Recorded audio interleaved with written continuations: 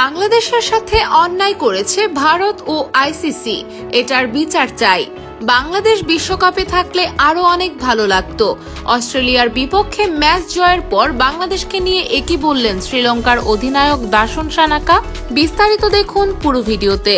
দর্শক, দুই ওপেনার যেমন শুরু এনে দিয়েছিলেন, অস্ট্রেলিয়ার সংগ্রহটা অনায়াসে 200 পার হয়ে যেতে পারত। কিন্তু শেষ 5 ওভারে দুর্দান্ত বোলিং করলো শ্রীলঙ্কা। 30 রান দিয়ে তুলে নিল 6 উইকেট। ফলে পুরো 20 ওভার খেললেও 181 রানে অল আউট হয়ে গেছে অস্ট্রেলিয়া। জিততে হলে লঙ্কানদের করতে হবে 182। পাল্লেকেলেতে টস হেরে ব্যাট করতে নেমে দুর্দান্ত সূচনা করে অস্ট্রেলিয়া।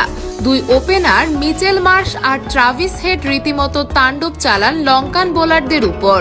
51 বলের উদ্বোধনী জুটিতে তারা তুলে দেন 104 রান। এদিকে ম্যাচ জয়ের পর দাসুন সানাকা বললেন, বাংলাদেশের সাথে অন্যায় করেছে ভারত ও আইসিসি, এটার বিচার চাই।